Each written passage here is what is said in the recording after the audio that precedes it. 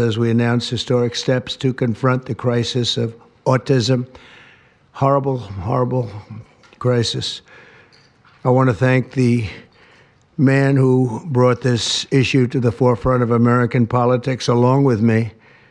And we actually met in my office, is it like 20 years ago, Bobby? It's probably 20 years ago in New York. I was a developer, as you probably heard, and I always had very strong feelings about autism and how it happened and where it came from. And he and I don't know, the word got out, and I wouldn't say that people were very understanding of where we were, but it's turning out that we understood a lot more than a lot of people who studied it, we think. And I say we think because I don't think they were really letting the public know what they knew. Thanks as well to the director of the National Institute of Health, Dr. Jay Bhattacharya, FDA Commissioner, Dr. Marty McCary. These are great people. Administrator of the Centers for Medicine and Medicaid Services, Dr. Mehmet Oz, and Acting Assistant Secretary of HHS, Dr. Dorothy Fink. So thank you all. Thank you, Dorothy, very much. The meteoric rise in autism is among the most alarming public health developments in history. There's never been anything like this. Just a few decades ago, 1 in 10,000 children had autism. So that's not a long time. And I've always heard, they say a few, but I think it's a lot less time than that. It used to be 1 in 20,000, then 1 in 10,000. And I would say that's probably 18 years ago. And now it's 1 in 31, but in some areas it's much worse than that, if you can believe it, 1 in 31. And I gave numbers yesterday. For boys, it's 1 in 12. I was told that's in California where they have for some reason, a more severe problem. But whether it's 1 in 12 or 1 in 31, can you imagine? That's down from 1 in 20,000, then 1 in 10,000. And now we're at the level of 1 in 12 in some cases for boys. 1 in 31 overall. So since 2000, autism rates have surged by much more than 400%. Instead of attacking those who ask questions, everyone should be grateful for those who are trying to get the answers to this complex situation. And the first day all of these great doctors behind me were there, I told them this is what we have to find out. Because when you go from 20,000 to 10,000, and then you go to 12, there's something artificial. They're taking something. And by the way, I think I can say that there are certain groups of people that don't take vaccines and don't take any pills that have no autism. That have no autism. Does that tell you something? That's currently, is that a correct statement, by the way? There are some studies that suggest that, with the Amish, for example. The Amish. Yeah, virtually. I heard none. See, Bobby wants to be very careful with what he says, and he should, but I'm not so careful with what I say. But you have certain groups. The Amish, as an example, they have essentially no autism. First, effective immediately, the FDA will be notifying physicians that the use of well, let's see how we say that. Acetaminophen. Acetaminophen. Is that okay? Which is basically commonly known as Tylenol during pregnancy, can be associated with a very increased risk of autism. So taking Tylenol is not good. All right, I'll say it. It's not good. For this reason, they are strongly recommending that women limit Tylenol use during pregnancy unless medically necessary. That's, for instance, in cases of extremely high fever, that you feel you can't tough it out, you can't do it. I guess there's that. It's a small number of cases, I think. But if you can't tough it out, if you can't do it, that's what you're going to have to do. You'll take a Tylenol, but it'll be very sparingly. It can be something that's very dangerous to the woman's health. In other words, a fever that's very, very dangerous and ideally a doctor's decision, because I think you shouldn't take it. And you shouldn't take it during the entire pregnancy. They may tell you that toward the end of the pregnancy, you shouldn't take it during the entire. And you shouldn't give the child a Tylenol every time he's born and he goes and has a shot. You shouldn't give a Tylenol to that child. All pregnant women should talk to their doctors for more information about limiting the use of this medication while pregnant. So ideally, you don't take it at all. But if you can't tough it out, if there's a problem, you're going to end up doing it. The other thing that I can tell you that I'll say that they will maybe say at a little bit later date, but I think when you go for the shot, you do it over a 5-time period. Take it over 5 times or 4 times, but you take it in smaller doses and you spread it out over a period of years. And they pump so much stuff into those beautiful little babies. It's a disgrace. I don't see it. I think it's very bad. They're pumping, it looks like they're pumping into a horse. You have a little fragile child, and you get a vat of 80 different vaccines, I guess, 80 different blends, and they pump it in. So ideally, a woman won't take Tylenol.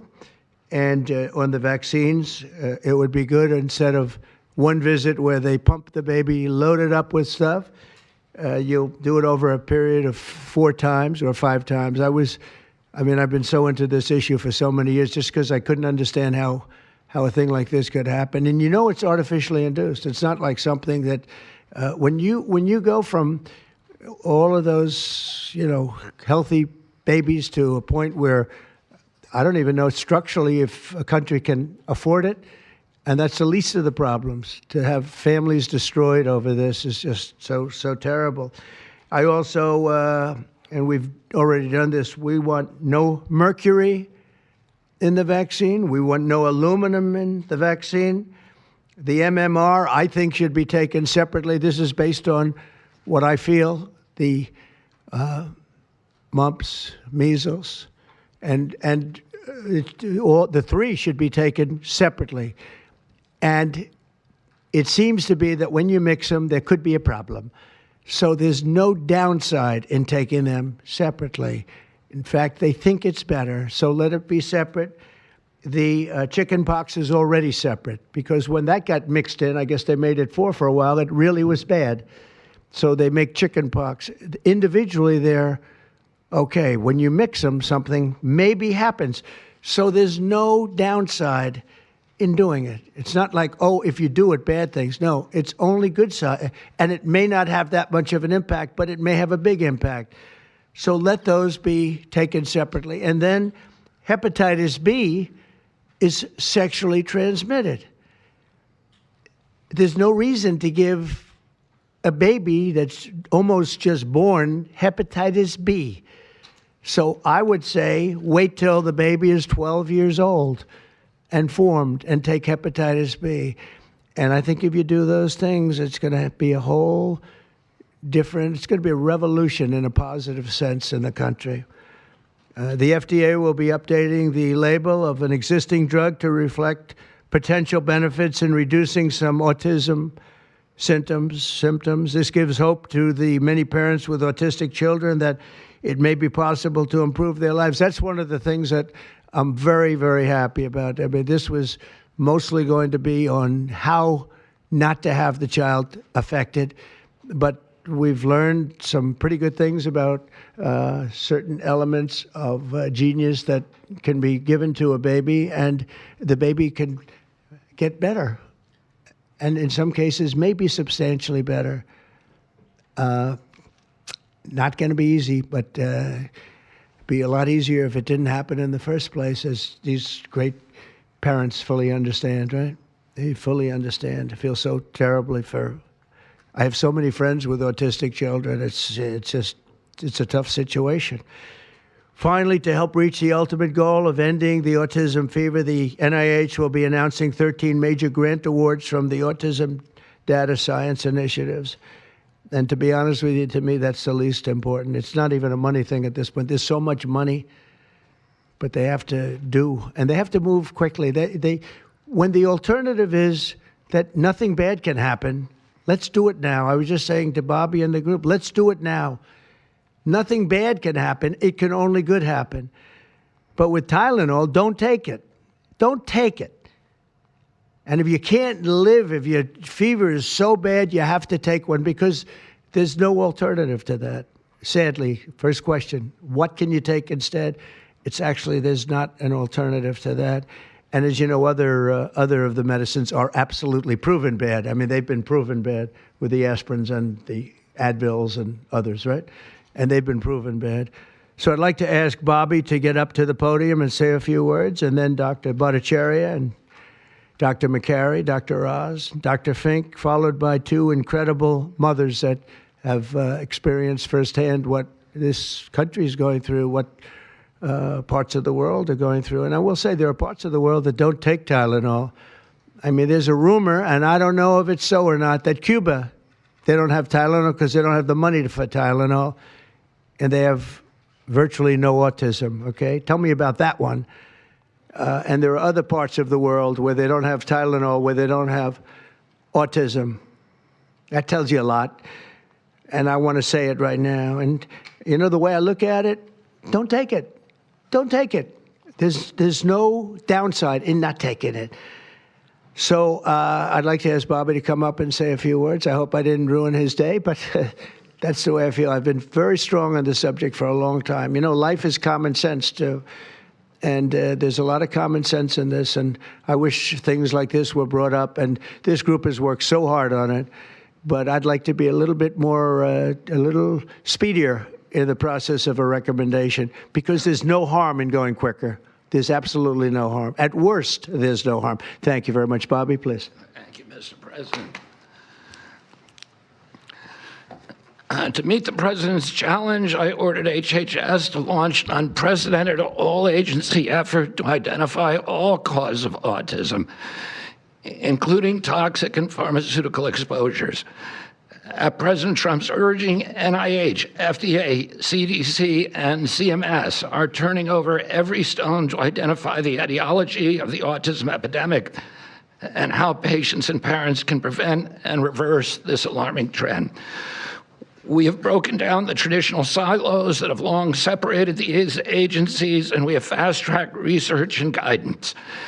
Historically, NIH has focused almost solely on politically safe and entirely fruitless research about the genetic drivers of autism. And that would be like studying the genetic drivers of lung cancer without looking at cigarettes. And that's what NIH has been doing for 20 years. As a result, we don't have an answer to this critical question, despite the cataclysmic impact of the epidemic on our nation's children. We are now replacing the institutional culture of politicized science and corruption with evidence-based medicine. NIH research teams are currently testing multiple hypotheses with no area off limits. We promise transparency as we uncover the potential causes and treatments, and we will notify the public regularly of our progress. Today, we are announcing two important findings from our autism work that are vital for parents to know as they make these decisions. First, HHS will act on acetaminophen. The FDA is responding to clinical and laboratory studies that suggest a potential association between acetaminophen use during pregnancy and adverse neurodevelopmental outcomes, including later diagnosis for ADHD and autism. Scientists have proposed biological mechanisms linking prenatal acetaminophen exposure to altered brain development. We have also evaluated the contrary studies that show no association.